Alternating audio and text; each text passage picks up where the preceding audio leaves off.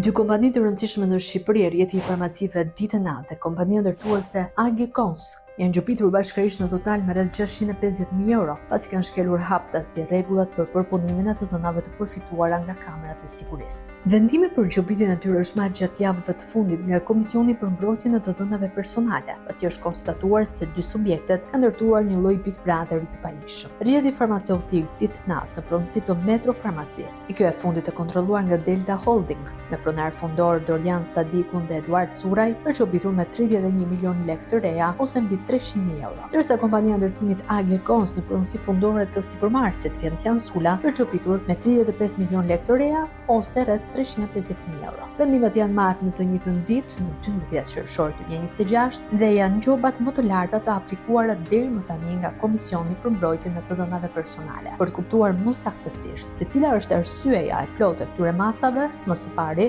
duhet parë se si ka evoluar baza ligjore për mbrojtjen e qytetarëve nga keqpërdorimi i pamjeve të siguruara nga kamerat e sigurisë. Kamerat e sigurisë janë shndruar në një të keqe të domosdoshme. Shumë biznese e institucione i kanë në përdorim për siguri, si dhe për të dokumentuar lëvizje të ndryshme me video e audio. Por nga ana tjetër, përdorimi i tyre ka edhe një problem etik. Për shumë vitesh, në perëndim, është shndruar diskutime se deri ku është kufiri i përdorimit të tyre dhe se sa siguri ka regjistrimi i pamjeve video për privatësinë e individëve. Shqipëria ka hyrë vonë në botën e kësaj teknologjie dhe vështirësitë e përpunimit të dhënave të përftuara nga kamerat e sigurisë janë gjithnjë evidente. Në vitin 2024, ligji për mbrojtjen e të dhënave personale përcaktoi rregulla konkrete për çdo subjekt që menaxhon kamera sigurie se si duhet të trajtojë të dhënat të përftuara nga regjistrimet. Dhe natyrisht, edhe penalitetet përkatëse në rast se nuk respektohen detyrimet ligjore. Janë penalitetet të cilat realisht janë shumë të rënda. Maksimumi i vlerës së gjobës arrin deri në 1 miliard lekë të reja, ekuivalente me 10 milion euro për kompani të mëdha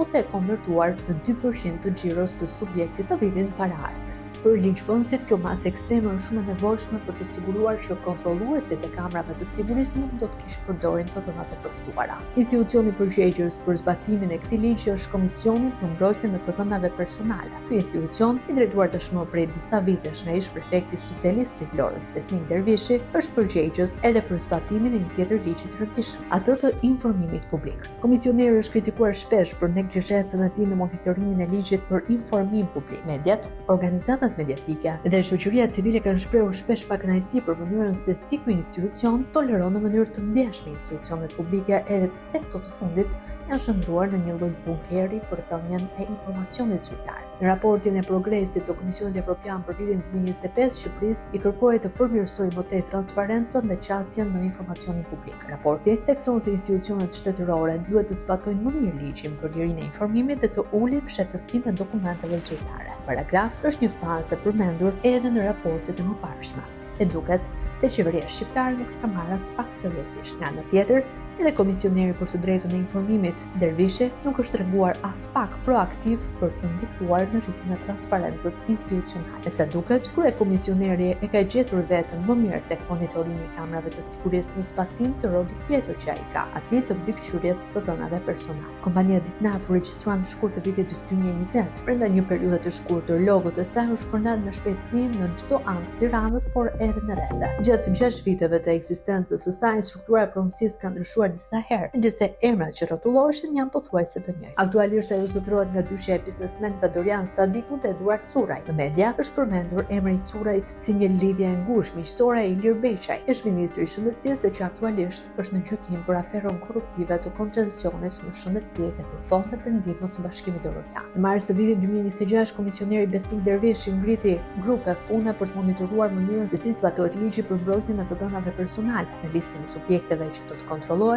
ishte edhe Ditenat me aktivitet tregtim medikamentesh, suplemente, shtesash ushqimore, produkte kozmetike dhe medical device me pakic. Nga verifikimi paraprak rezulton se kompania që për llogari të ligjit quhet kontrolluesi mbledh dhe përpunon të dhëna personale për kategori punonjës, pacient, klient, vizitore të tjerë. Përpunimi i të dhënave personale kryhet në mënyrë manuale dhe elektronike. Gjithashtu, kompania administron një sistem të dhënash të subjekteve nga blerjet online nëpërmjet website. Subjektet mund të bëjnë blerje online nëpërmjet krijimit të një llogaria me ditënatë ose si guest. Kategoritë të dhënave që përpunohen janë emri, mbiemri, adresa elektronike, numri i kontaktit si dhe adresa e vendbanimit, vend qëndrimit, ose zgjidhjet që produkti të dërgohet në adresën e klientit. Nga verifikimi në vend i sistemit të video survejimit të subjektit ditënat konstatohet se kamerat regjistrojnë imazhe dhe video të ambienteve të jashtme të përbashkëta publike, përfshirë trotuaret dhe rrugët. Sipas komisionerit për mbrojtjen e të dhënave personale, ky konstatim bie ndesh me parimet dhe kriteret ligjore për përpunimin e të dhënave personale. Një shkelje tjetër e evidentuar tek subjekti ditënat janë të dhënat e publikuara prej tij në rrjetet sociale. Kompania ka krijuar një platformë në Instagram, profil zyrtar në cilin pasqyron veprimtari të ndryshme duke ilustruar nëpërmjet fotografive dhe videove të dhënat e subjekteve punonjës, pjesëmarrëse të tjerë. Të dhënat e subjekteve përpunohen, publikohen në rrjetin social Instagram në kundërshtim me parimet e mbrojtjes së të drejtave personale. Në përfundim, komisioneri për mbrojtjen e të dhënave personale ka vendosur të penalizojë subjektin ditënat me gjop në shumën totale prej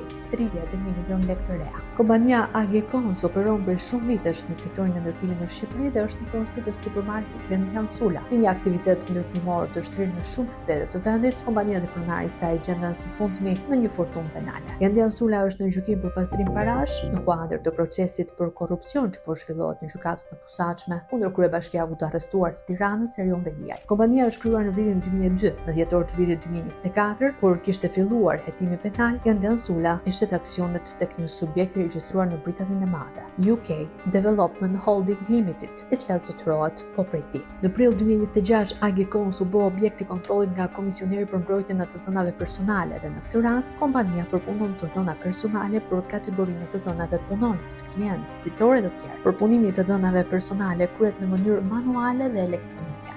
Gjithashtu, kompania ka krijuar në platformën Instagram profil zyrtar në cilin pasqyron veprimtari të ndryshme duke ilustruar nëpërmjet fotografive dhe videove të dhënat e subjekteve punonjës, pjesëmarrëse dhe të tjerë. Një lloj si kompania Ditënat dhe shoqëria AG Cons rezulton se të dhënave përpunohen, publikohen në rrjetet sociale dhe gjithashtu pasi nuk u është marrë përgjimi individëve që shfaqen në materialet reklamuese.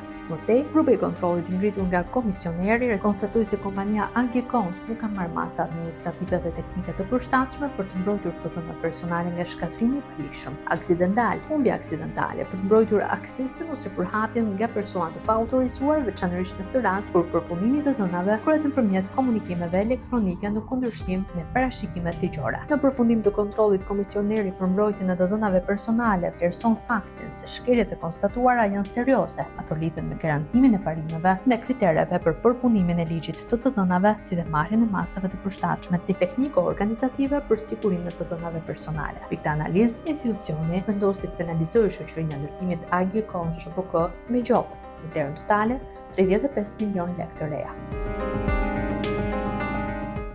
Ju pëlqeu kjo video? Atëherë bashkohuni me ne. Na ndiqni në Instagram, Facebook dhe TikTok dhe bëni subscribe në YouTube. Klikoni like dhe share dhe aktivizoni njoftimet për të mos humbur asnjë video të re. Faleminderit për mbështetjen.